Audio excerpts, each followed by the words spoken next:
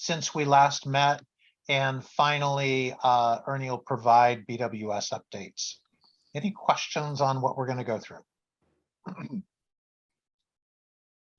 Okay, well, now's the opportunity for public comment on anything on our agenda. I don't see any members of the public present. Becky, you're up. All right.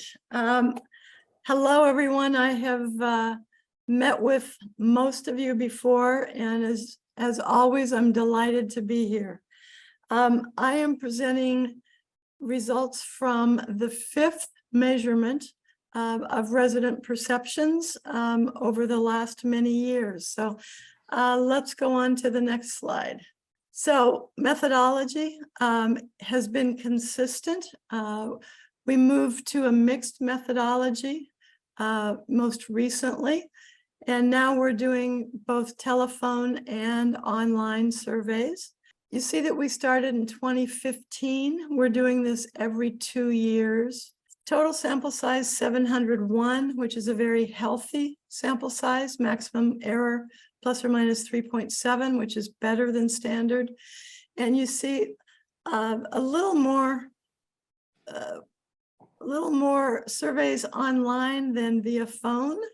But I think what's important to look at, and what's important for all of us to remember, is that the survey was fielded at the end of March this year, so earlier this year, and we need to keep in mind what was going on at the time.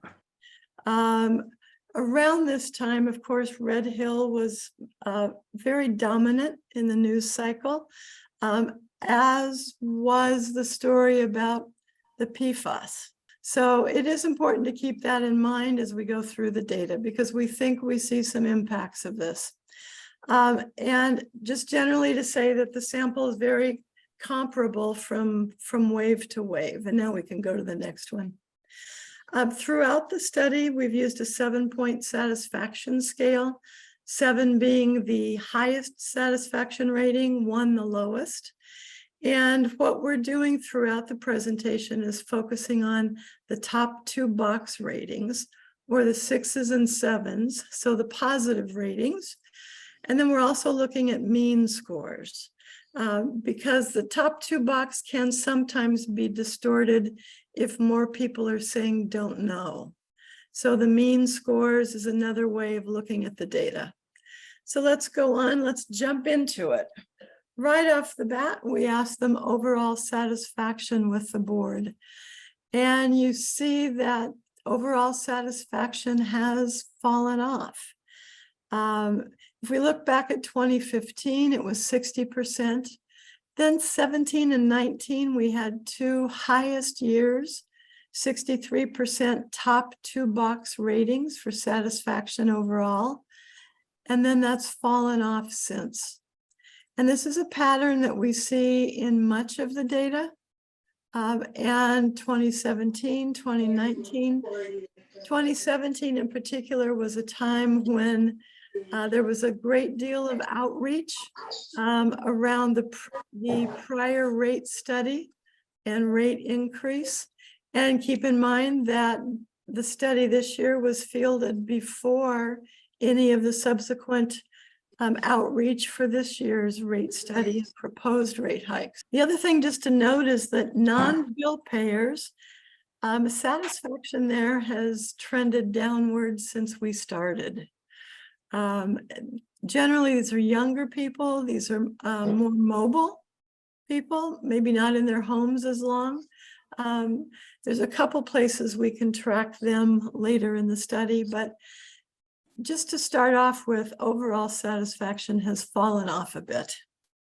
So on the next page, we're showing subsample findings, because this is a pattern that exists throughout much of the data as well. We find older people generally more likely to be strongly satisfied than our younger people, under 35. And it's pretty dramatic here. Same thing relative to household income. We see it's the upper income households relatively more satisfied, more likely to be strongly satisfied than the lower income households. Again, this is a pattern that we see throughout a lot of the data. I'm not going to go over it all the time because we've got a lot to cover. Just know that this is the general pattern. Okay, on the next one, this is when we get into the board's mission. This too is where we see some measures falling off. The top set of bars providing dependable water. And you see, we've got a little circle around 21 and 23, which says that this is a statistically significant decline in the proportion with top two box 6 or 7 ratings. It was pretty consistent, the previous 4 measures, but now it's fallen off. The real concern, I think, for all of us is provide safe water. It's the bars in the middle there. And that was pretty consistent, 73, 76% over the previous measures. And that has fallen off to 60% in the top 2 box. That, of course, strikes at the very heart of what the board does and is a point of concern. Keeping water rates affordable. Remember back in 2017, the board was out talking about rates, talking about the value of water and why rates would be increasing. A lot of outreach at the time. Keeping water rates affordable. This has fallen off pretty dramatically over time. We see it among bill payers, which is a real concern as well. So on the next page, we're looking in depth at the ability to provide safe water. And so we looked geographically at the island's residents. We've highlighted Pearl City, IAM, Moanalua, because we saw a 21-point drop there that tested statistically significant. There's also a comparable drop. It didn't make the threshold level for statistical significance, but I bet if it had changed even slightly, that would have tested significant as well for urban Honolulu. But we know that Pearl City, IAM, Moanalua, they are at the heart of a lot of the challenges, and in the media at the time was a story about the PFAS. We wanted to highlight that. As we look down, Eva Plain had a significant fall off as well, but it's a smaller subsample, so did not test significant.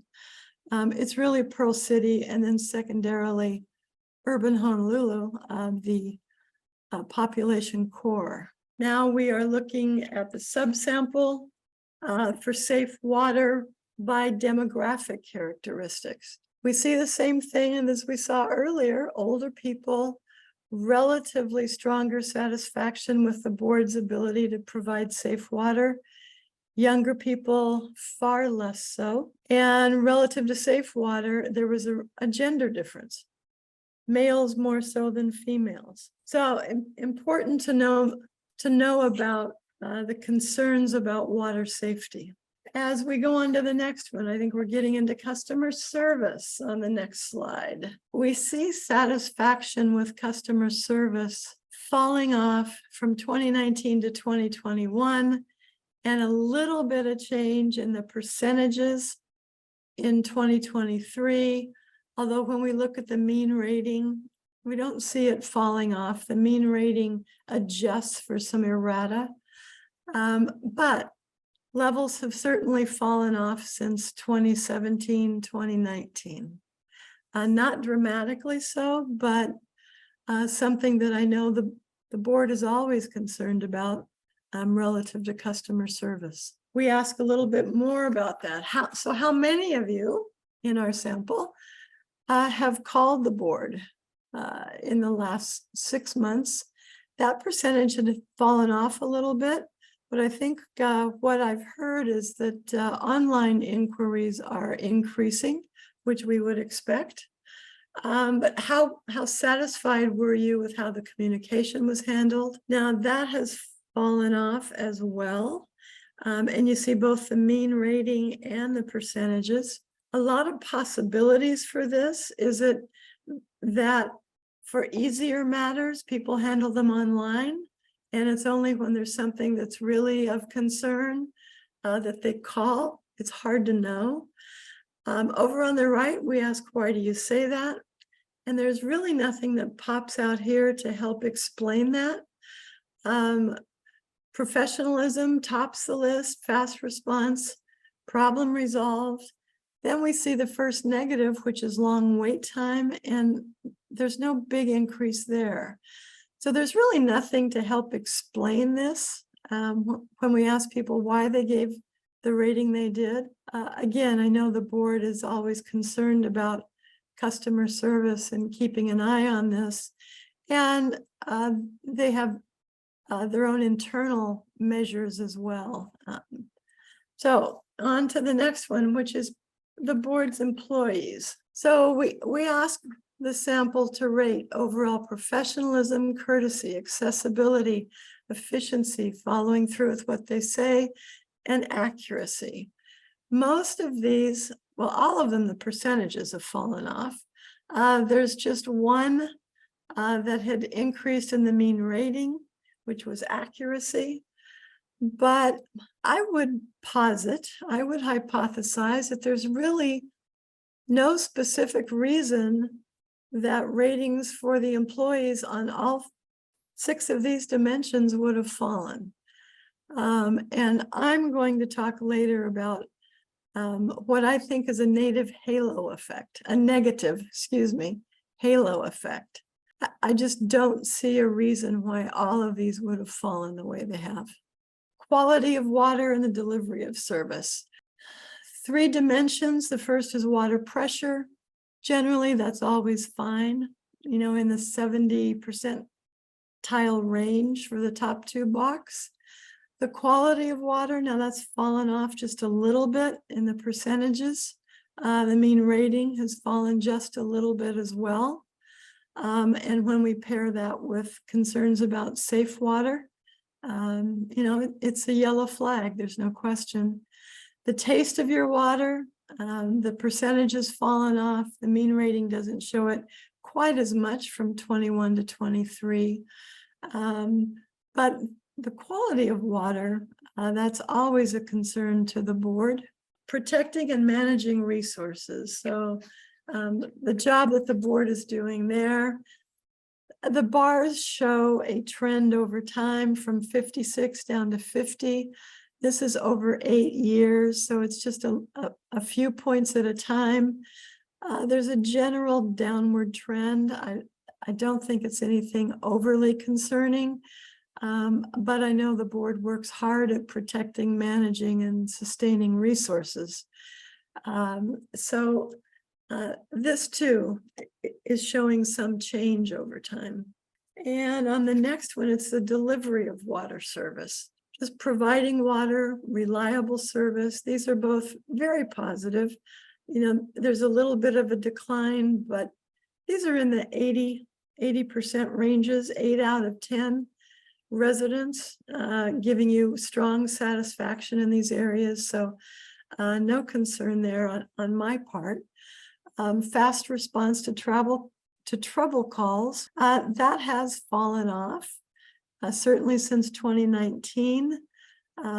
Mean rating shows it up just a little this time, but again, 2017, 2019 were the strong years in this regard, and perceptions have fallen off since then. We should keep in mind too that we did have a pandemic since then, and pandemic can impact a lot of employee-related areas. The next slide is maintaining and replacing elements of the water delivery system. This one shows a general downward trend.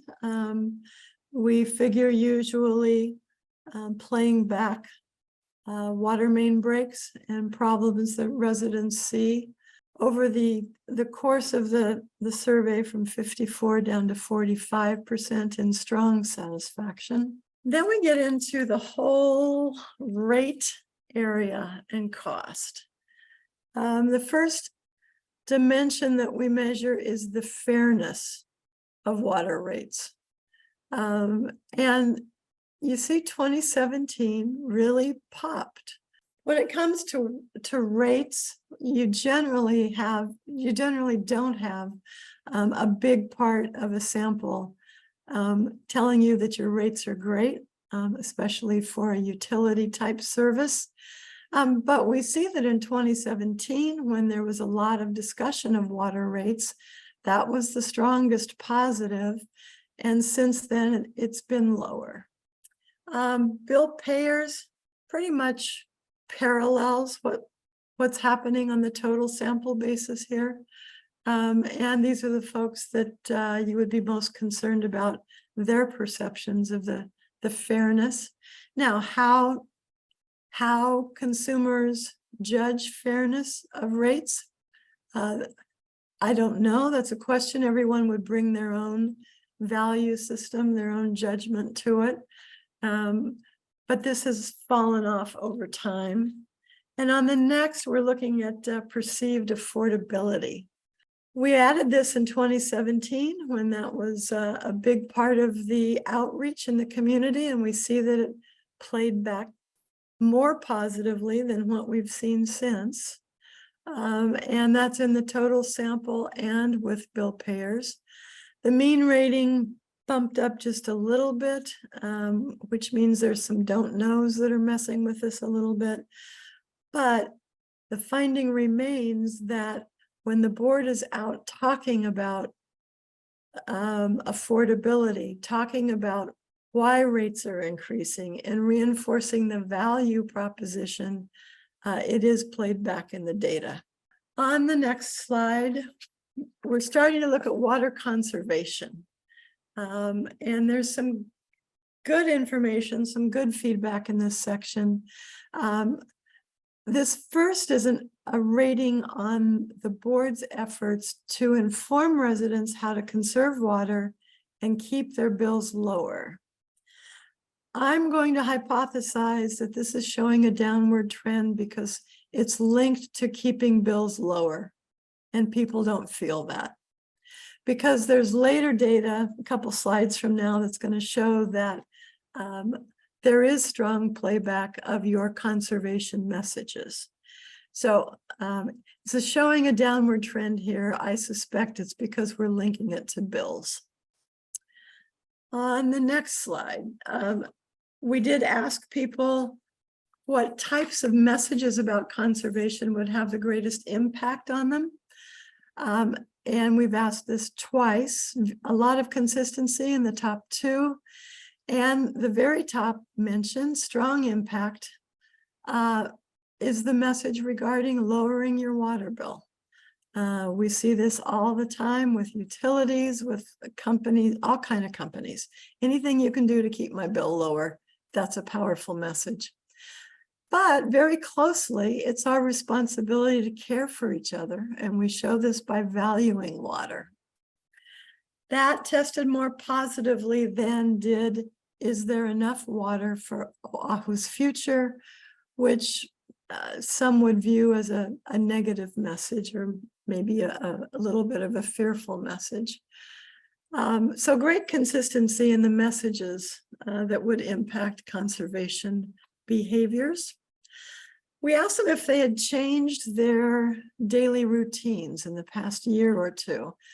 This is terrific. I mean, in a presentation full of declines, some small, some a little larger than you would want, this is really a huge increase from just 2 years.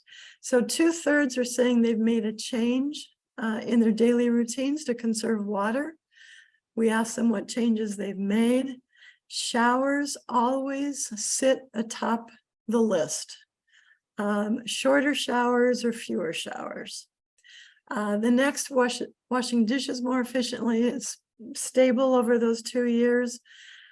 I'm really happy to see people saying, and this is unaided, saying they are more mindful or paying more attention to when water is running. 10 to 19% mention. And then you see other mentions. I'm washing clothes less often. Watering the yard less has gone down just a little. Turning water off when brushing teeth, etc. But showers always tops the list. We ask people, so who has the greatest responsibility in water conservation? And this is one of those places where it looks like people are pointing elsewhere. They say that the board has the greatest responsibility. That, again, top 2 box on that 7-point scale. 86% say that you have great responsibility. Government follows, 82% in the top 2 box ratings. And then 3/4, 77% say that we, as Oahu residents, have great responsibility, and businesses in about the same range. So it's always interesting to me when we point our fingers elsewhere, but at least we as a population, 3/4 of us say that we each individually have great responsibility, because of course we do. So we asked some suggestions. If somebody asked you what they could do to conserve water, what would you say? Showers. Showers tops the list. It's not as strong a mention as before, but shorter showers, fewer showers. And then very close, the second message. So be more mindful about water running, about running water. I think that's really important. That's up there in the top 2 mentions. And then you see some of the others that we had seen on the prior slide about behaviors people had put in place. Down at the bottom, or toward the bottom, third up, fix leaks or get new spigots. So people are really thinking about some of these behaviors, what they would recommend to others. Now we're going to look at community outreach and message recall, and we do see playback here on conservation as well. First, we ask about programs. Have you ever seen or heard of these? Pretty consistent. Detect a leak is still the strongest recall. 4 out of 10 said they recall the Detect a Leak slogan. Awareness of the Water Smart program up just a little, and Water Sensible program up just a little bit as well. On the next slide, the programs and activities. So this is the only place in the survey where we ask directly about Red Hill. Have you seen or heard information regarding Red Hill from the Board of Water Supply? And 83% said yes, they had. So have you seen or heard anything about water conservation? 2/3 said they had. And you see that's up significantly. That circle means significantly changed over previous measure. Repair and maintenance of the water system is at 48%. Yes, I've heard them talk about that. Watershed protection went up significantly. This is important, hand in hand with conservation. Education programs in the schools and communities is up just a little. That fell off during the pandemic when, of course, people couldn't get out into the community. So we're happy to see this rebuilding. And mention of water recycling is up as well. So importantly, water conservation, a significant increase there, probably hand in hand with information regarding Red Hill. More than 8 out of 10 saying, yes, I've heard the board talking about that. Communication from the board, how do you prefer to get it? Social media has really jumped up from what we've seen previously. 36% say I prefer to get it in social media, comparable to the proportion saying the same for TV. Email is just slightly behind at 30% mention, then mail. And then you see there's multiple sources below. The Board of Water Supply bill insert, website, radio, newspaper. My guess is that multiple sources here because people, again, back in March, and I don't know that it's changed now, but we're really looking for information from the board about Red Hill and about water safety. So multiple sources are important. And on the next slide, we're taking a look at differences by age because that's always a question people ask. Remember that social media, TV, and email top the list over on the left, the totals. So then when we look at 18 to 34-year-olds, social media just dwarfs the others. More than half are saying I prefer through social media. Once we get to 35 to 54, all very similar: email, social media, and TV. So some traditional sources and some new electronic. And once we get to 55 and over, and this is when I should cover the color of my hair, TV is most preferred, with half of the sample saying TV. The other sources in the middle, and social media down at the bottom. So these are preferences, and it's pretty much as we would expect, I think. The next question, digital information. Those who said they preferred social media. So which social media outlets?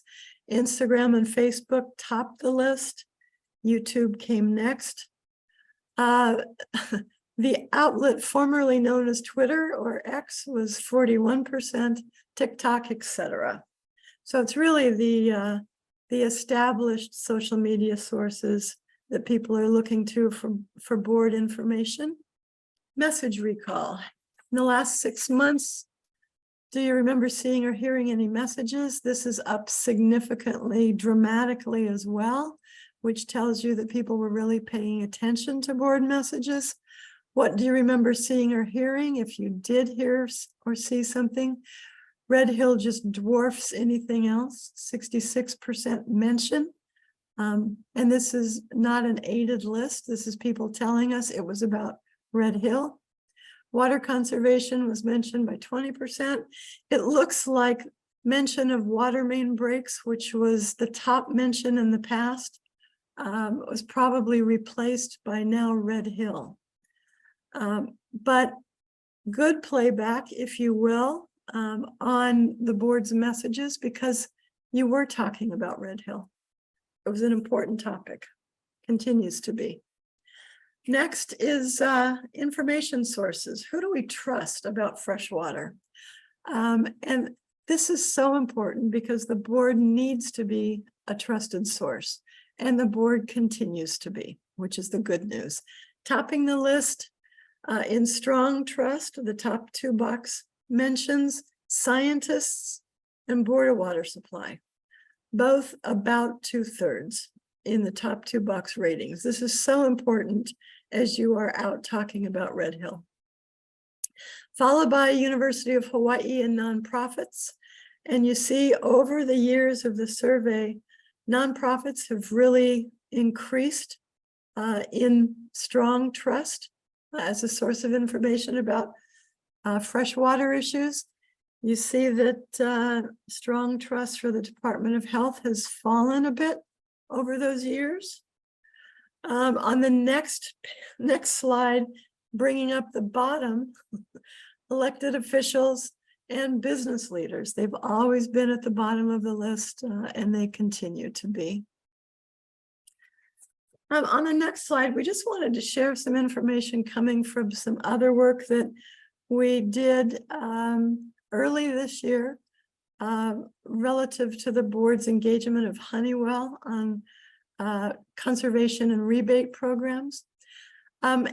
As part of those surveys, we were asking questions similar to some on the customer satisfaction. And in both of these studies, we see that the older segment appears more active in water conservation behaviors. And as we saw here, more positive toward the board than were the younger people at that point in time early this year. I talked about the showers. We saw that in the Honeywell survey as well. The number of times that they water their lawn or their garden. In the Honeywell survey, we could compare back to 2009, and that was down dramatically. We saw some reinforcement in both surveys about the most preferred communication tools too. So there's good reinforcement about the importance of digital. Summarizing. We have to say that we see the impact of the Red Hill contamination, the media coverage, And given the timing of the data collection here in March, perhaps play back on the PFAS issue as well. Of concern is satisfaction declining relative to the board's ability to provide dependable and, even more importantly, safe water. And we highlighted Pearl City, IAM Moanalua, and likely urban Honolulu too, but it didn't test significant as is. The good news is that you are still one of the most trusted sources of information. That's so important as Ernie and the entire board is out talking about the issues associated with Red Hill. Perceptions of the board did remain steady, not falling off dramatically relative to the board, the job the board does in protecting water resources and repairing the delivery system. The affordability of water ratings, they held steady over 2021, but you saw that it had really fallen off since the high in 2017 and 19.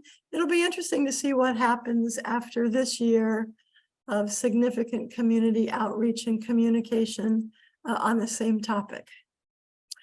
On the following slide, the last slide, similar to what we've seen previously, 6 and 7 believe that you have great responsibility in water conservation, even more than they have individually in some cases. Communications regarding Red Hill appear to have reinforced the water conservation messages, and it was so positive to see the significant increase in people saying that they had changed their daily behaviors. This parallels what the board has seen in internal usage metrics. That's always important.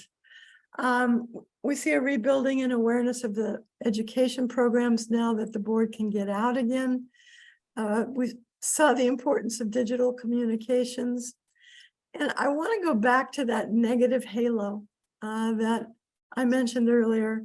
We Googled that to see if there was a better term for negative halo. We couldn't find one. A halo effect happens when something really positive has happened to an organization or to their operations, and every dimension of their brand starts to look more positive. And so that's how we came up with negative halo. When something has happened to an organization's operations, we see the same kinds of reverse, which is a shame, because I just don't think that the board deserves the declines that we saw in some of these areas. There's nothing in the data to support it specifically or to refute it. This is based on what I have seen over the years and with other organizations. So we will hope to see some of this start to bounce back as residents start to feel more comfortable about Red Hill. So I have gone as quickly as I can through a lot of information. I hope I haven't burnt you out. Questions for Becky? Becky, I have a question. This is John Rapoon. In the slide that that talked about Pearl City, Eva area, and Honolulu, and so on, there was also a line below that relating to North Shore. I wonder if you could take a quick look at that, explain that to me, to us. I remember, John, and there was a decline, but the problem is that there's so few North Shore residents in an island-wide sample that we didn't have a large enough sample to be reliable. Okay. Yeah, it just seemed way out of kilter. So, yeah. There it is. Yep. Yeah. Yep. And that's because we had 6 people in 2021 and 11 this time. So it's unstable data. Okay. Good eye. Yeah. You have a good eye. Well, and just a general comment that, everyone, and thanks to folks like Wayne and everybody else jumping in, everyone paying attention to Red Hill. And, you know, there may be some of the down trends throughout all of this. I would say could be kind of related to just people being a little more pessimistic about the world. With an issue like Red Hill, everybody's feeling threatened. And so that rubs off on this kind of a survey. But Yeah, yeah, I'd like to thanks.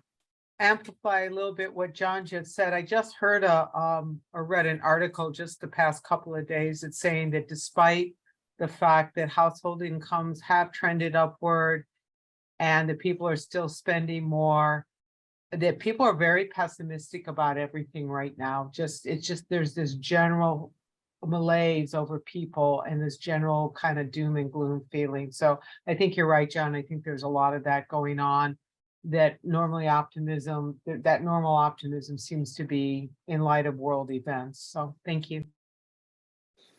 Yeah, thanks.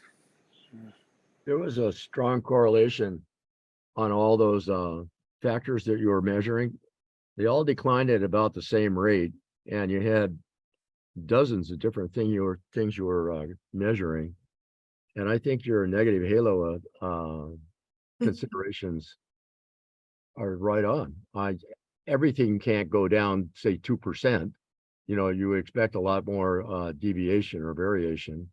Mhm. So I think your negative halo thing and John's comments about and Kathleen's comments about the world we're living in today are spot on. Thank you, Bob.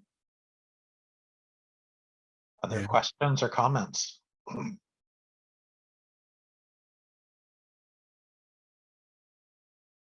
I was trying to figure out if it's a negative halo or if they're shackles, leg irons. I didn't know. Just speaking from experience, having experienced Red Hill last couple of years, it feels like a huge boat anchor trying to drown me. So thank you. Let me ask you a So- question as it relates to the billing, as it relates to the sewage charge. A lot of people seem to think those two are related to each other, and I guess in some ways they are different departments, but the good water becomes the bad water. And people are still confused about that. And I'm just wondering if that's part of the sentiment. That's all. It certainly contributes to it, Bob. And we, in the early years of this survey, I used to ask questions to see if people understood the difference, and they didn't. And there was really no change over time. And so we took it out in favor of expanding some other areas of the survey. But yes, the data bore that out. People didn't understand that those were two separate departments. Yep. And I can tell you, Bob, even though we've been out meeting with neighborhood boards and community groups and things on our rate outreach, and even though we very clearly state at the top of the meeting that this is about water, not about sewer, we still get people complaining about the sewer rate. So it's linked in people's minds. It's just something we kind of have to accept, and we just work our way through it and be very positive and honest with people. So thank you. My recollection of the score on that was something like 70% of respondents didn't know that that was two separate agencies, two separate departments. That's right. Mm, Yep. wow. Well, other questions for Becky while we've got her here? Becky, what would you recommend to the Board of Water Supply as far as messaging, and to what age group? Well, it is very clear. It's got to be all age groups because the safe water issue touches all age groups. But clearly it's the younger people who have less of a relationship with the board because more of that younger segment does not pay the bill directly. More of them are renters and don't have an opportunity for direct communications. So they are very important, and it's good that we've got this data broken out by age group so that the board knows different channels for different age groups. And clearly the safe water message is an important one. That's the one that really showed the decline. And that's the one I think that sort of strikes at the heart and shakes people's confidence. So it has to be around that issue. So maybe maybe a concerted effort to reach out to future bill payers, younger generation. That's right. I think back to Jerry Santos singing about Yeah. fresh water. So we just the message of where does our fresh water come from? How does it compare to other places in the world? You know, I think the message would be about counting our blessings.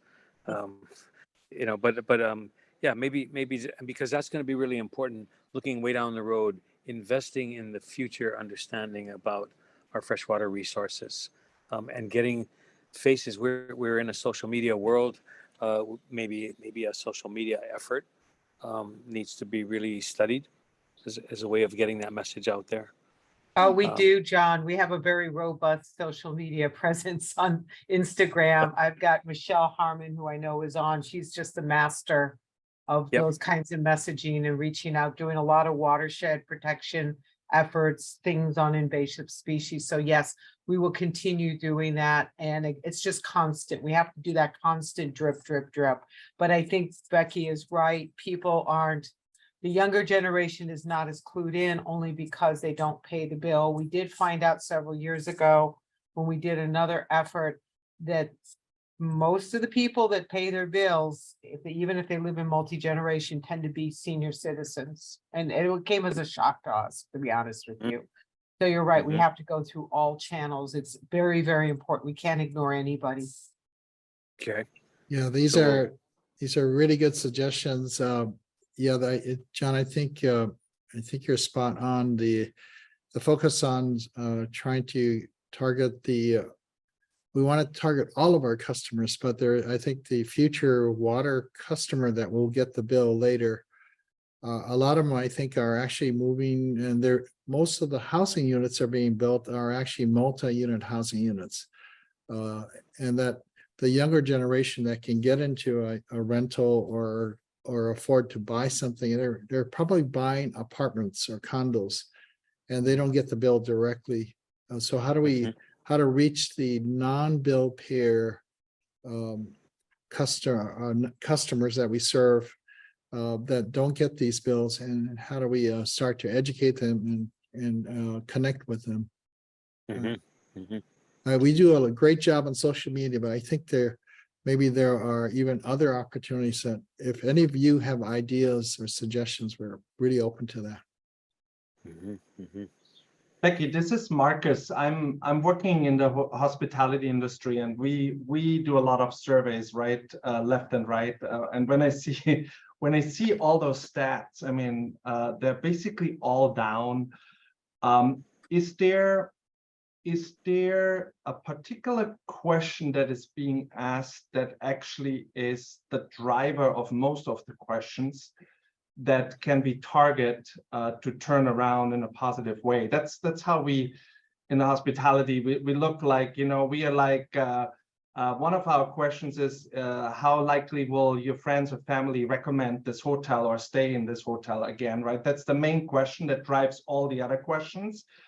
And then we tackle that, because if I would be in charge of that business and all the scores are down, you cannot change all of them at once. You have to focus on certain ones. So just, trying to apply different businesses to that business. So, but is there one particular question was there an overall that I missed? Yes. How? Yeah. Okay. Yep. So it would be the overall satisfaction. And we could do a driver's analysis to see which of the individual dimensions most impacts overall satisfaction. I think we could hypothesize which one it is at this point, because the one that was down the most was safe water. Yeah. But I mean, you're right. There are statistical methods to get at that. Yeah. Well, thank you, Marcus. that would be great because then we can kind of focus maybe on areas that will have the greatest benefit. Mhm. Because So- at the end, you don't want to see those scores, right, continue to go down, obviously. No, You want I look at this and I But say, the goal we is got lots to- of work to to- do here. Yeah, yeah. Yeah, And it's But- not just, I'm sorry to say, it's not just Red Hill, right? It started in 2021. Red Uh, Hill, was that right there when that happened, or? Actually, Marcus, I think we surveyed before the major Red Hill leakage. Yes. Okay. Yep. So, but you show already a decline from 2019 to It 2021. started. That's why, just using that as a full excuse might not be the right. Mm. Yes, it has a big impact from the 21 to 23 survey. I get that. But anyway, that's just me looking at statistics, not knowing too much, but that's what we do in the hospitality industry. So That's operations. Thank you. Yes. Great observations, and the pandemic broke out in March of 2020. So Becky, the survey survey was conducted around when in 2021? In Or- 2021, Well, actually, or was it? I'm thinking it was in the summer in 2021. Okay, and then in 2023, We were in March. in March, late so March. so we kind of bracket before and after Red Hill, Mhm. which was November of 2021. Yeah. So I have a question. The forestry department has a Smokey the Bear. And for a while, the Department of Health had an Opuha was its name. If you want to start working with younger people, not necessarily people who are going to pay the bills yet. I remember for a while we used the Opuha for school kids outreaching when they were there was a water program up in Wahiawa for that aquifer going down to Kayaka. I mean, Dan Jenick was in charge of that at the time. And the kids didn't even know that dirty water was bad for fish. I mean, it was really things that we just take for granted and automatically know. Kids don't know that stuff.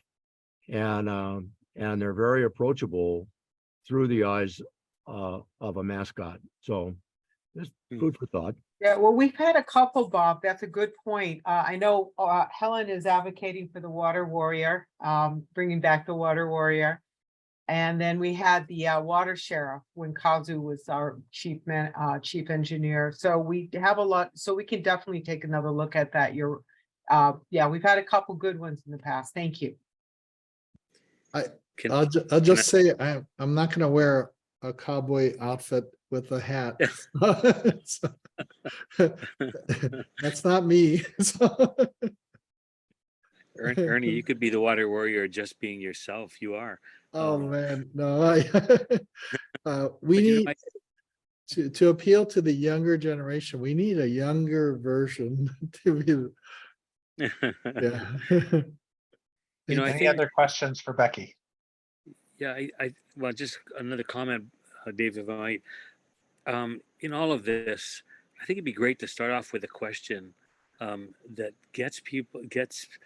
helps us to understand. Do people know the difference between potable and non-potable? You flushed your toilet this morning. Was that potable water or non-potable? Let's ask that question, Hmm. because you know we all want safe water, but are those who want safer water understanding that they're flushing their toilets with potable water? I mean, we need to be talking about that in order to make real progress to using the right quality of water for the right purpose. That's essential in how we manage a finite system here. So anyway, just wanted to put that out there. Every kid that comes up to our farm on a tour, I ask them that question. You flushed your toilet this morning? Where'd the water come from? Where'd it go? You know, some real basic questions. But that's going to go to the non-bill payers. You know, what if you could flush your toilet with water catchment? You know, would you do it? You know, I mean, that's the kind of stuff we want to get at. make a note. Yeah, or even gray water. Yeah. On-site reuse. Exactly. Exactly. John, in the Southern California area, about 15 years ago, I was involved in a survey where the water agency kept talking about groundwater, and somebody wondered, well, do people even understand what groundwater is? And so as part of a customer survey, they asked the question, do you know what groundwater is? And most people thought it was a puddle of water laying on the ground. And so, yeah, I think there's probably very little understanding about the different types of water is where I was going with Well, that. it's funny that you guys start talking about definitions because we are actually working on coming up with a video. And this was actually the brainchild of our board chair, Na'alehu Anthony, who suggested, you know, you guys wave all these terms around, and a lot of this grew out of Red Hill, but you wave all these terms around and we have no idea of what they mean. And I think potable, non-potable, two of the terms in there that we want to do. And Wayne, Maria, who works for us, and Stella are taking the lead on this, and they're coming up with what we hope will be a fun and engaging way that we'll be able to do this little short video that we'll send out to people and do on social media. So thank you. Great suggestions, everybody. Really appreciate your thoughtfulness. Great. Yeah. Gotta Right. learn the vocabulary. Well, thank you, everybody. Becky, thank you so much. It's always a pleasure when we get to hear your presentation on the perceptions of the Board of Water. Yeah. Thank you, Dave. Thank you all. Thanks, Thanks, Becky. Becky. Aloha. Aloha. So I'm going to switch over to our next topic, and give me a second to just switch presentations over. Let's go on to accept meeting notes from meeting 47. So these all went out ahead of time, and as always, I know you read them with great attention to detail.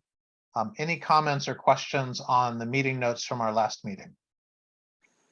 I think that's because Keone prepares them with such great attention to detail.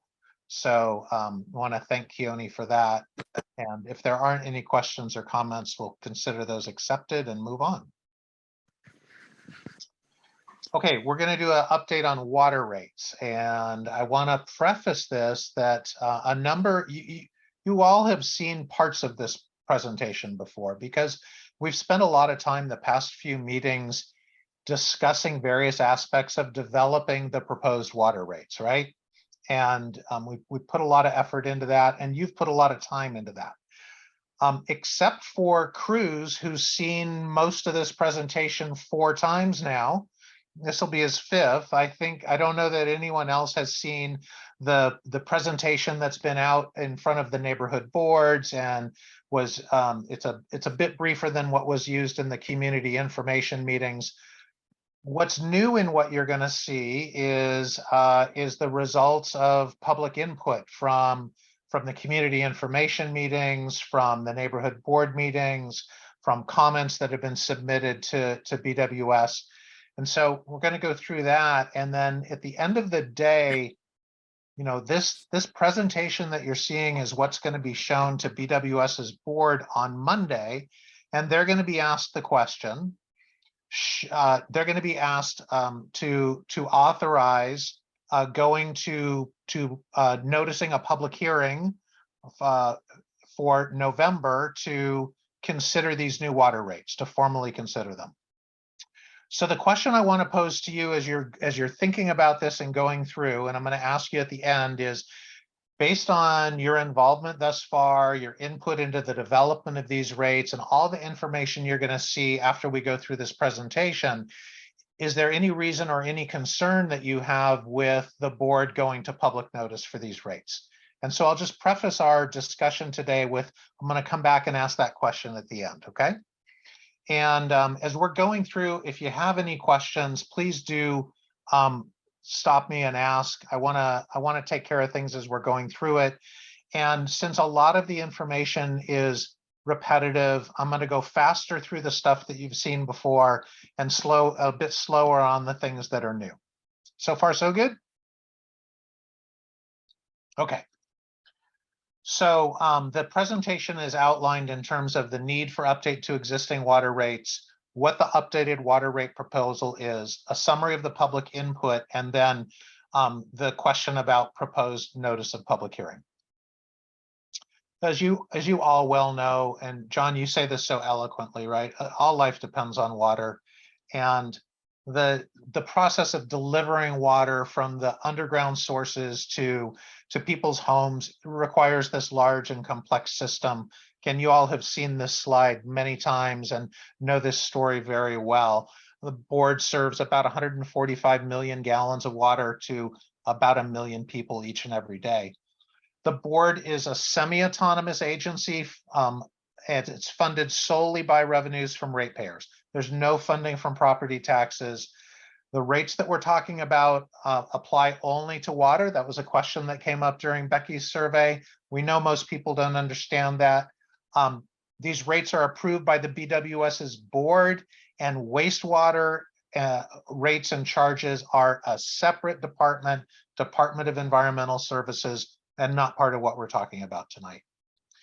So where does the money go, right? All the money comes in, and if we go around this pie, starting with the capital improvement program over in the top right, about 13% of revenues each year goes to fund the cash portion of the capital improvement program.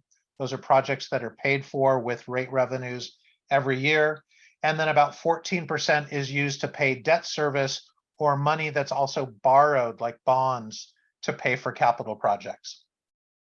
19% goes to employee salaries, 10% to health and retirement benefits. So those two things together, about 30% of the budget. Operations and maintenance expenses are about 31% of the budget. And then electricity is a whopping 12% of the budget, almost $33 million last year. Total operating fund expenditures that are planned for fiscal year 24, the one that we're in right now, is $276 million. The total capital improvement program, projects that are have been worked on from 2018 to 2023. This is with money collected from the last rate increases. A total of 494 projects in either planning and design or the construction phase, totaling almost $770 million of expenditures. So a tremendous amount of reinvestment in the water system. But as we all know, March 2020, COVID happened. There were big changes in water use patterns. A number of other really dramatic things happened. That set in motion a number of issues globally, global supply chain shortages, inflationary pressures. And we've talked about this before, but total inflation went up over the period about 21%. The Board of Water Supply's water rates went up less than that, only about 12.5%. And that difference is a gap in purchasing power of about 7.5%. So that means $1 today doesn't buy as much as it did yesterday. And it's certainly less than it does because of inflation. I've shown you this slide before, and we've talked about electricity. As I mentioned in that pie chart, electricity costs are about $33 million. And if you look at the purple line at the top, this is the good news part of the story. BWS's overall electricity usage has been on a downward trend, but the costs due to that energy cost factor, which is the green line, have gone up. That energy cost factor has gone up from about 10 cents a kilowatt hour to over 30 cents a kilowatt hour. And as a result, the monthly cost of electricity has gone up well over $1 million per month since July of 2020. We've talked many times about Red Hill, but the short story here is it does require large investments by the Board of Water Supply in monitoring wells, exploratory wells, investments to replace about 17.5 million gallons per day of potable supply. And the ultimate costs of this are undetermined, as is whether or not the Navy will reimburse these costs, despite many efforts that are still ongoing to try and make that a reality. Through all of this, the Board of Water Supply has tightened its belt, in particular, deferring purchases of replacement vehicles and other equipment. not passing on those increases in energy costs to its customers, which it well could have done, and deferring less critical capital projects. So the benefits to the customers, to you, the ratepayers of that, are that the board has been able to hold to its already approved rate increases for 2018 through 2023, and is essentially keeping the current year operating and maintenance budget flat, just 0.2% of increase, despite relatively high inflation compared to that. So the strategy in looking at how to raise rates going forward continues to be this balance between providing a safe and dependable water supply and balancing that with rate affordability for customers. And we've talked about this many times back when we were doing the water master plan and the long range financial plan and the rate study 5 years ago. And this balance is still a critical element and a constant, I'm going to say, art form in terms of figuring out what's most important at any given time as conditions change. So the proposed rate increases, this shows what they'll pay for in terms of capital projects. And if we look here at the big gold bar, well, let's start at the bottom. That blue slice down in the bottom, you see part of it in FY24. Those are for some non-potable projects. Then you see tools and resources in the orange, pretty low and flat investments there. The big gold bar is really new sources, right? And that's where the big investments are going to need to be in the first couple of fiscal years here. That's for monitoring and exploratory wells associated with the Red Hill response, and of course the Kalealoa seawater desal project. And then in the later years, it's for the construction of replacement sources, again, in part due to Red Hill response. The next 3 bars are facilities, water storage, and pumps. And those are pretty even levels of expenditure through the period, with the exception of a new 8.5 million gallon storage reservoir in fiscal year 29. And then the big brown slice at the top, that's pipeline replacements. And you can see that that's less than what you might remember from investments in the water master plan, but that's a scaling back, as we've talked about in the past couple of meetings, in response to needing to pay for new sources, and also just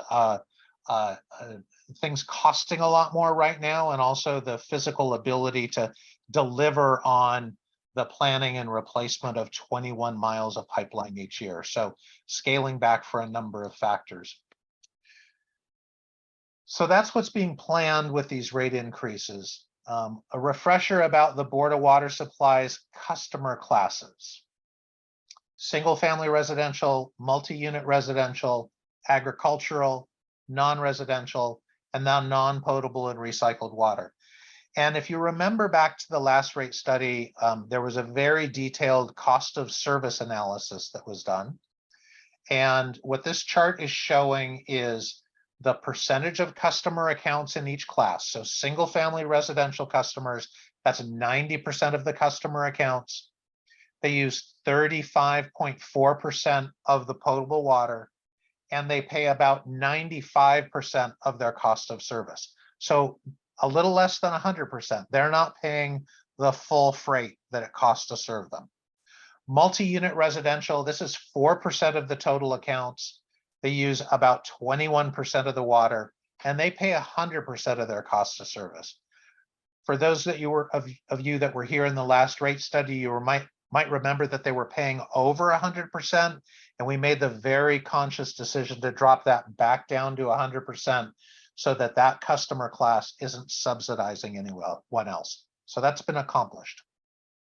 Then the agricultural customers, this is less than 1% of the number of accounts, using about 2.5% of the potable water, and they pay about 60% of their cost of service. Remember, this group is pretty, is subsidized.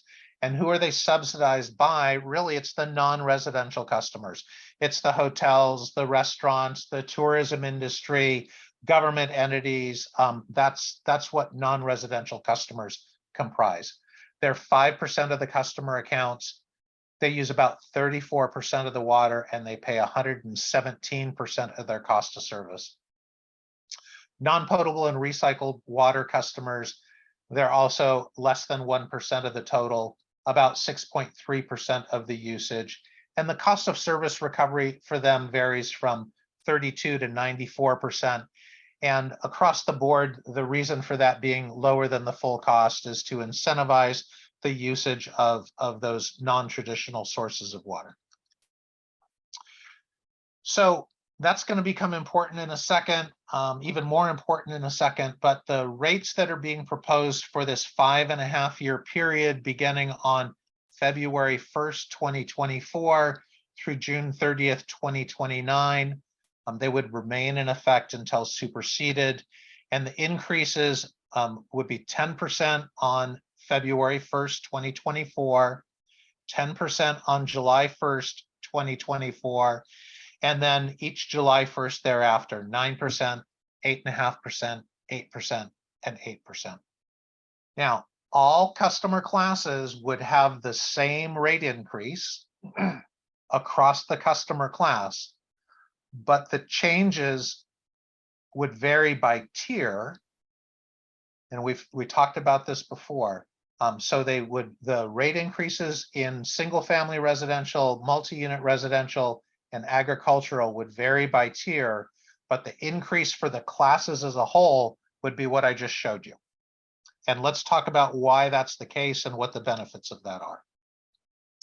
So recall that residential customers have tiered water rates, meaning the more water they use, the more they pay for the water in that tier. So in single family residential and in multi-unit residential, the first tier is 0 to 2,000 gallons per month. And that customers, everybody pays the same amount for that usage. And for single family residential, it's $4.46 per 1,000 gallons. The next tier is from 2,000 to 6,000 gallons per month. Usage in that tier is at $5.25 per 1,000.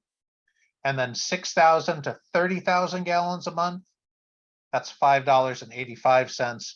And then usage above 30,000 gallons per month is currently charged at $9.25 per 1,000. The tiers are similar in multi-unit residential, but they're set lower because there isn't the same amount of outdoor water usage, same amount of outdoor irrigation in multifamily residential. So refresher on the tier structure. Any questions so far? Okay, so what's being proposed is to limit the increase in the essential needs tier, that first 2,000 gallons of usage per month, to 2.5% per year.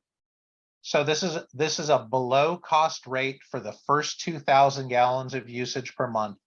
All customers, regardless of how much they ultimately use, get the first 2,000 gallons at that rate.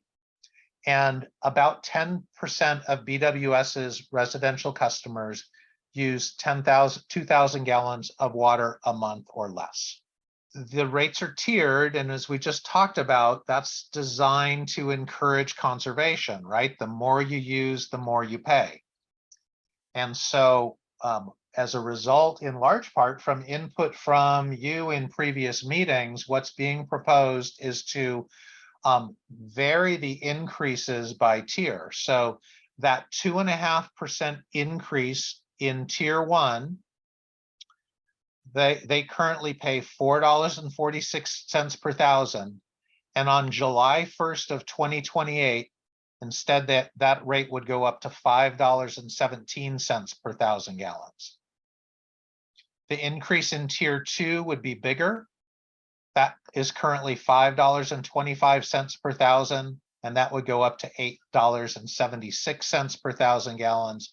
And the biggest increases are in tier 4, where that rate for usage above 30,000 gallons per month would about double. Here's showing the chart, single family residential water rates in terms of dollars per 1,000 gallons for each proposed rate increase. So the essential needs tier, currently $4.46. and it ends up at the $5.17 per thousand I just showed you. So this is the same information as on the previous slide, but shown year for year. Now, that's all great, but what does it mean to your water bill? So a refresher on how the water bill is calculated. Look at the tiers, right? Tier 1, essential needs, tier 2, 3, and 4, the water rate for each tier, and then the amount of usage in each tier. So this is an example for a single family residential customer using 8,510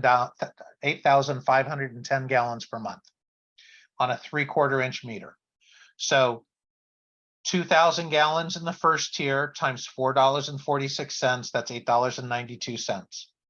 They're using all of tier 2, so that's 4,000 gallons times $5.25, so that equals $21.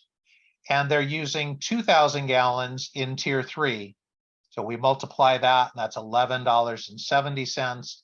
And then we add on the monthly customer charge, and which for 5/8 and 3/4 inch meters is $12.09. So the total bill amount is $53.71 for water. Any questions on that bill calculation? And you see this on your water bill. You get your water bill, you look at it, and it'll show you your usage in each tier, the amount that you're being charged for each tier, the monthly billing charge, and the total bill amount. It's all there on your monthly bill. All right. I mentioned that monthly billing charge. This is what it looks like for different meter sizes. Residential customers, single family residential customers, almost everyone has a 5/8 and 3/4 inch meter, and they pay the lowest amount, currently $12.09. That would go up 10%, and then 10%, and then 8.5%, and then 8 and 8. And so this would be the total charge on July 1st, 2028, $20.18. And you can see the distribution of charges based on various meter sizes. It costs more to maintain and repair those larger meters, which is why the charge goes up as meter size goes up. So all that's great. Now let's compare some water bills. So this is the low water user, single family residential customer, 2,000 gallons per month. They currently pay $21.01. That would go up on February 1st to $22.44. By July 1st, it would equal $30.52. And you can see the dollar increases in the monthly amount, right? $1.43, $1.56, $1.55. And then the percentage changes, 6.8, 6.9, 6.5. Now those numbers are all less than the 10% and the 9% and the 8.5% I was showing you before, right?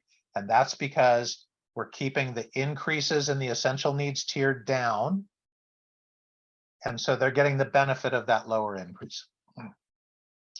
Let's look at the average water user. This is someone using 9,000 gallons per month.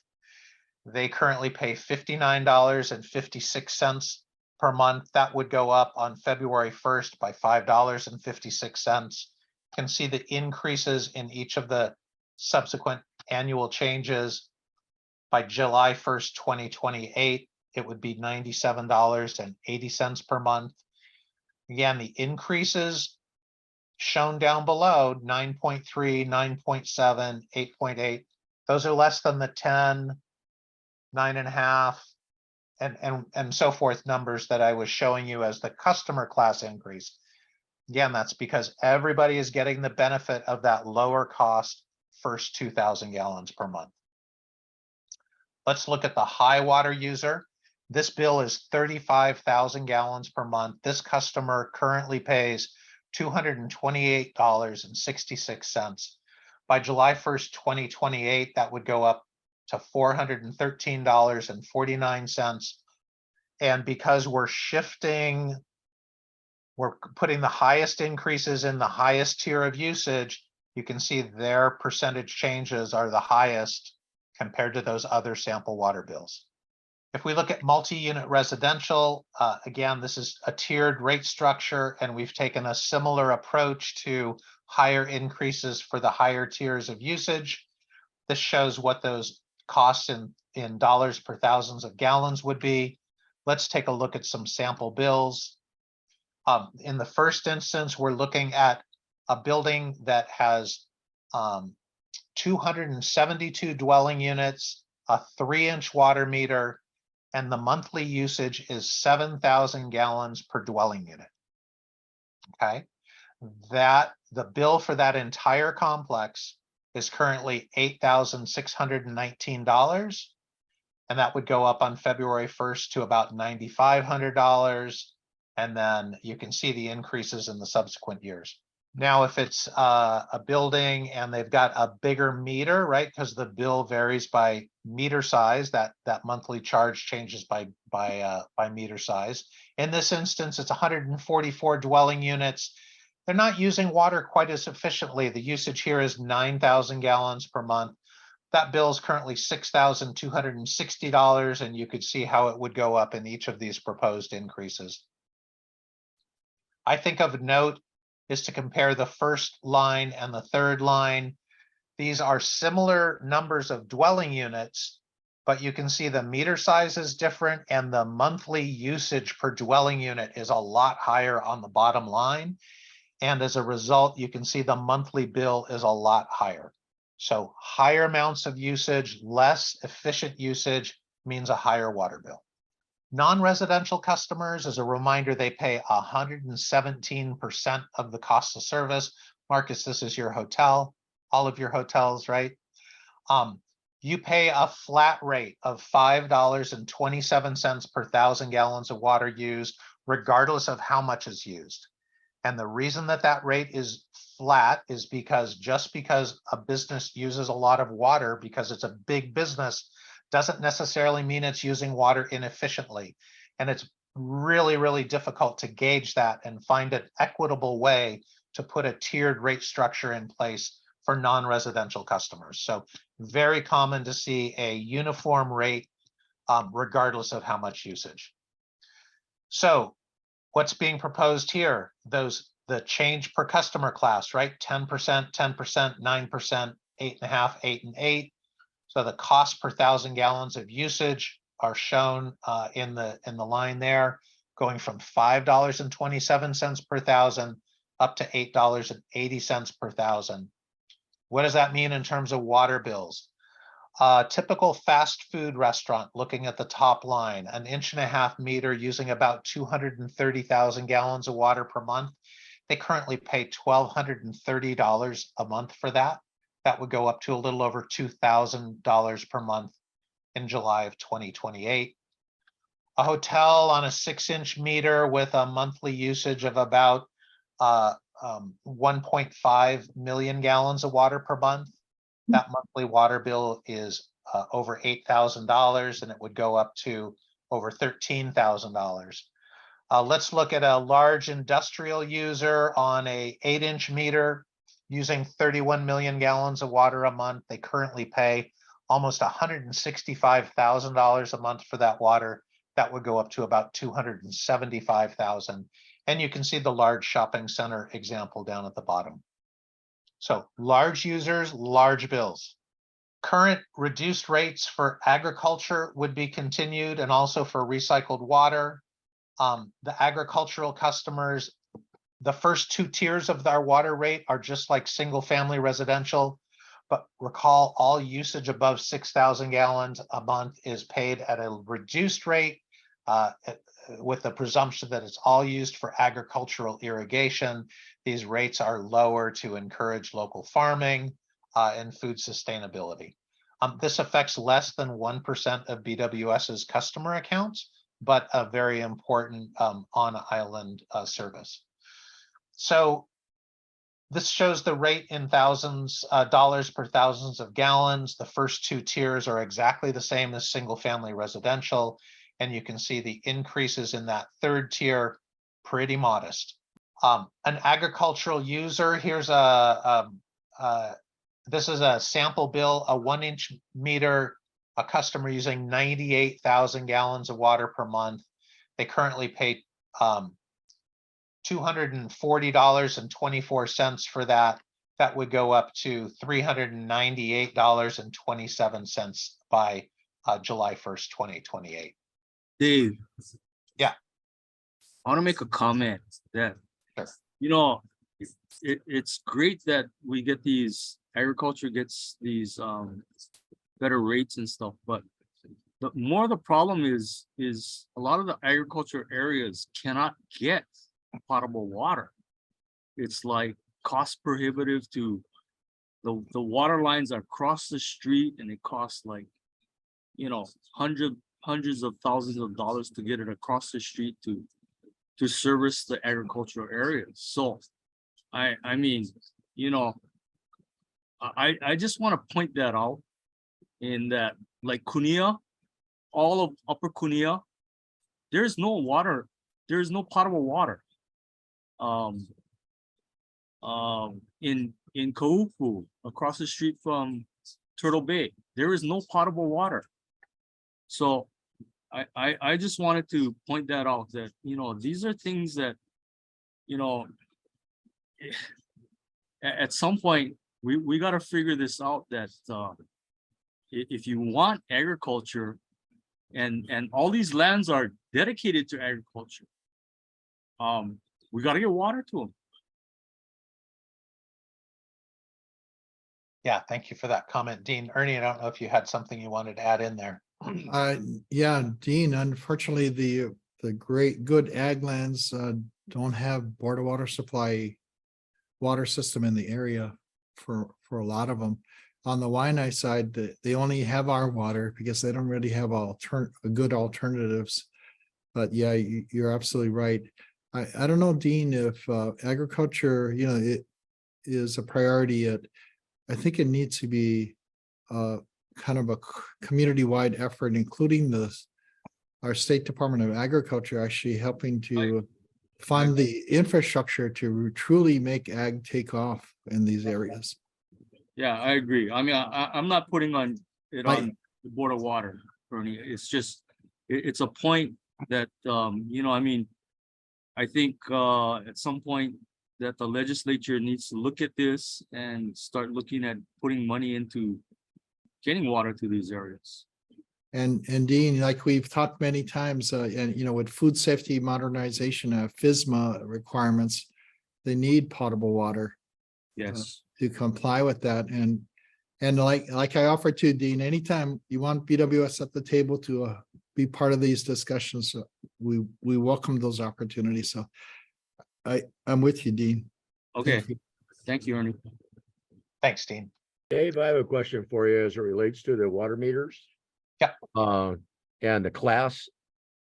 I assume that a water meter can only have one class on the back side of it. There's no split usage.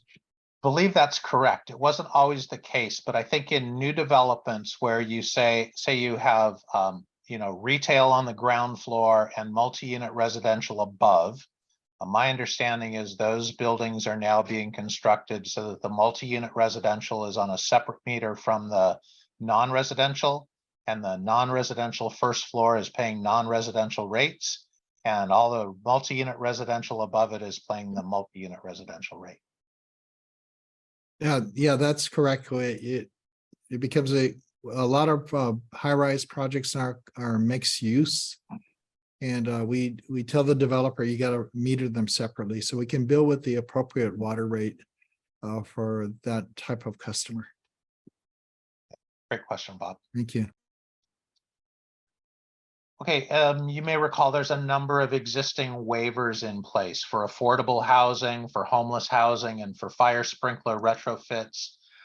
It's being proposed to extend these waivers. This is the detailed, messy language, but short story is that BWS waives the water system facilities charge and the meter charge for homeless and affordable housing units, and they waive the meter charge for residential fire sprinkler retrofits. Those waivers are proposed to continue. BWS, and this is a little bit to Dean's point, is considering waivers of the water system facilities charge and the meter charge also for new farmers needing a 3/4 or 1-inch meter and connecting to the system for the first time. I think we had talked about this in our last discussion, but it doesn't go all the way to addressing what you're talking about, Dean, but it's something that's within the BWS's control and provides a substantial financial benefit. Yeah, and thank you, Dean, for your input in that this proposal. There's a very small subset of customers that pay a fire meter standby charge. This is for readiness to serve. It applies to those customers that have a separate fire protection system, like automatic fire sprinklers that are connected to an alarm, fire hydrants, and wet standpipes. It's not a big charge on 2-inch and smaller meters. It's $7.99 per month. It would go up to $13.34 per month in fiscal year 29. You can see the charges associated with the different meter sizes. There are no changes being proposed to the standby charge for emergency interconnections. So no changes there. There aren't a lot of these, and these are at the discretion of the manager. There are also no changes being proposed at this time to the water system facilities charge. This only applies to customers who are connecting to the water system for the very first time. It covers their share of the capacity in that system. We've talked about it many times in the past, but no changes being proposed here at this time. Finally, no changes to the automatic cost adjustment fees. So BWS has a power cost adjustment fee and an environmental regulations compliance fee. And these fees are meant to allow the board to automatically adjust rates upward in the event that either power costs or regulatory costs exceed what was anticipated when the rates were established. These are rarely implemented and haven't been implemented in some time. In fact, I mentioned that BWS chose not to increase rates over the past couple of years, despite those rapidly increasing energy costs. But they want to retain the ability to do so going forward. So no changes to these. As you're well aware, there's a number of water conservation programs, device rebates currently in effect, and BWS is continuing to expand those programs. I think we've been over these before, and you also heard Becky talk about the effectiveness of the board's conservation messaging. So I think some real positive news here. In terms of community outreach that's been happening since you last looked at this rate proposal, there were 4 community information meetings held back in August, a total of 25 attendees. That sounds like not a big number, but it's not a whole lot different than the number of attendees when we last did rate increases. More importantly is that those meetings were videotaped. They are available on the board's website. There have been 92 views of those meetings on the website. Also, all 4 meetings aired on Alelo at least 4 times each through late September, and all 4 meetings are currently available on Alelo Video on Demand, so anyone can go look at them in a couple of different locations.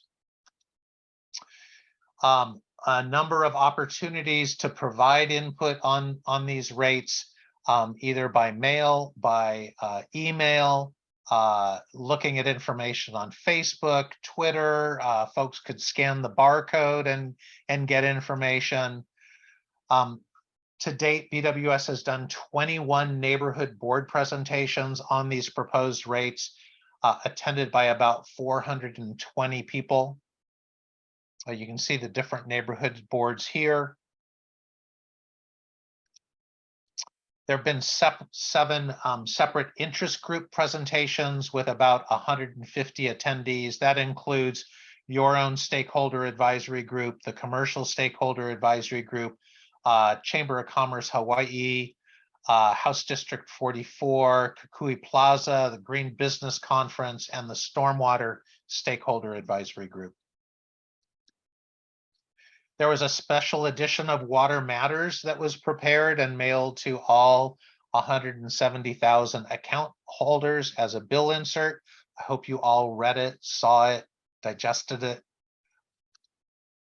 In addition to briefings of 7 city council members and the managing director in late July. Whoa, Becky whoa, talked whoa. about, go ahead, That- Bob. The city council members, that picture. If you go back one.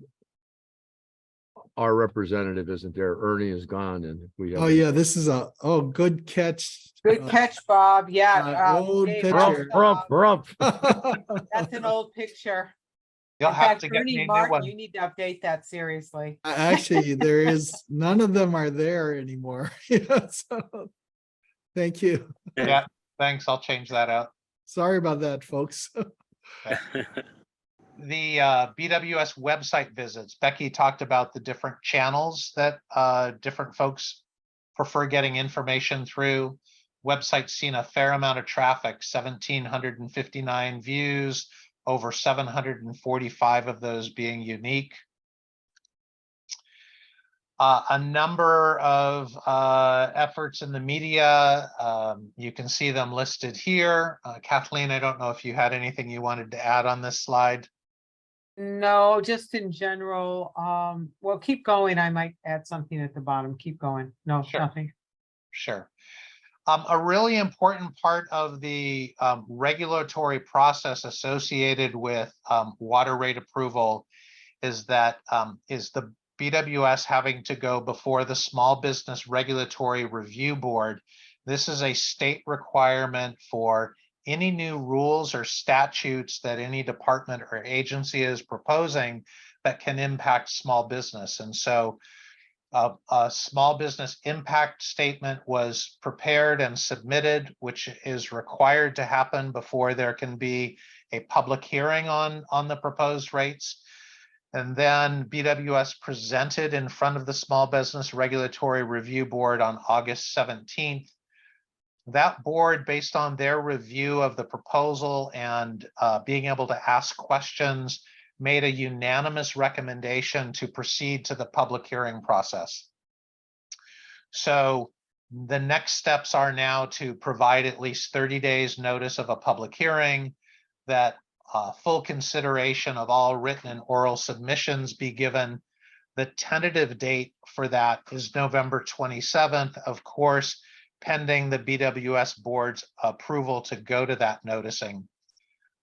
After that public hearing, BWS would need to submit a post-hearing impact statement, and then the rates could be effective after that. So that's just their process. But I think the important thing here is that that board unanimously recommended proceeding to public hearing. I have a question about that organization and the PUC. How do you compare and contrast those two? They're completely separate to each other, Bob. Keep in mind that the Public Utilities Commission is charged with regulating privately held utilities, investor-owned utilities, like Hawaiian Electric, like your cable company. But the Board of Water Supply, the decisions about those rate increases are controlled solely by the BWS's board, right? This is a government, the Small Business Regulatory Review Board is a government entity charged with overseeing proposed rules and regulations from other governmental entities. I hope that answers your question. As you well know, this is your 48th Stakeholder Advisory Group meeting, and we've been talking about water rates for a long time. I think this has dominated our conversation for the past 3 or 4 meetings. And so where things are in the rate adoption process is down here. We've been going through this July through October timeframe, seeking public input on the draft proposal, and now looking at the final steps to see if we can move towards BWS's board consideration in November. This is the proposed notice of public hearing. I'm not going to run through the details of it with you. It's basically the water rate, the schedule of rates and charges with all of the updates to it that we've just gone through. So this is what it looks like in terms of the actual public notice, and this is what the actual schedule of rates and charges looks like. And with that, I'd just like to pause and ask the question that I started with, which is based on all of the input that you've provided into the making of the sausage along the way, everything you've seen tonight and the results of the public input. Are there any concerns or questions you have about proceeding to that notice of public hearing? I want to say that this whole process that you guys have gone through and stuff has been so good and genuine. And you know, I look at water and how it affects everybody's lives. I mean, how it is essential to life. Yeah. And I cannot see how anybody can really say anything about the way that the Board of Water Supply has not been looking out for our good and protecting us and protecting our water for the future of Hawaii. I mean, look at I don't want to slam HECO either, but I mean, look at our electricity rates going up. It's like unreal, or even, you know, it just boggles my mind that anybody would ever question why we're not paying more for water, for good water, especially when, if you travel across the nation, water is not, there is no better water than we have here in Hawaii.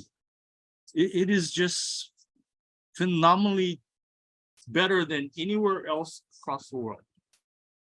I just want to say. Thank you, Dean, for that kind comment. I really appreciate it. I may, Dave, just add to the conversation briefly. It's been really educational going out to the public as always. Our neighborhood board was the guinea pig. So Bob, I'm sure you see differences from what we first presented to what we presented today. We took some of the input that we got at that board and added in certain slides and some more definition and things like that. And we do see when we go out, for the most part, there was one exception.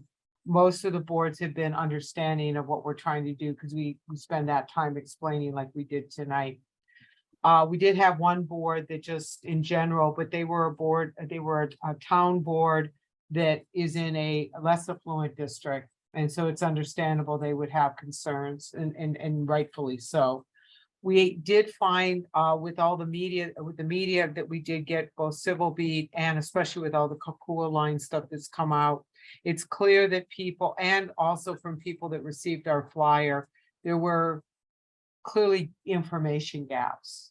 And so now I'm sitting here responding to the comments that we got. And we've gotten about 100 comments so far, which is not a lot of comments given our customer base, but it's still, we feel the need to reach back to them. And so I'm then providing them with additional information. So it does help when we have the opportunity to sit down and talk to people. Doesn't mean that they will necessarily accept everything that we're saying, but they have a better understanding once they walk away understanding the reasons why for what we're doing. So it's been a really educational and very good learning experience, I think, for all of our team. Thank you. Thank you for all you guys do. Mahalo, Dean. Thank you. Yeah. Other comments or questions or concerns or You know, support? everybody wants a good deal, and understanding the rate structure is one thing, but what's missing in my mind is, was a guy in Santa Cruz pay for his water? What's a guy in Well, funny Arizona? you should mention that. Yeah, well, there you go. Dave, did you want to address that briefly? Yeah, Bob, we've been doing that analysis. We did it in 2016 and we've just finished updating it. And it still needs a little quality check, but I can tell you that we did a survey of 50 cities back in 2016, and the Board of Water Supply fell right in the middle of the pack in terms of monthly water bill for the average water bill, 9,000 gallons of usage, fell right in the middle of the pack, rated 22nd or 23rd. And in this update of the survey, the bills across the board are higher, and BWS is still right in the middle of the pack at 22 or 23. So this is Cynthia. One of the questions I have, and which may be helpful for some of our people, is how many bottles of water equates to 1,000 gallons of water, and what would the cost of water be if you bought it by bottle? I mean, realistically, look at what's happening on Maui, and I'm not trying to make them the scapegoats or anything else, but a lot of those families are using only bottled water because they still haven't clarified the safety of their water system, even if it's still available in some of the areas that were burned out. So they're going in with cases and cases and cases of bottled water.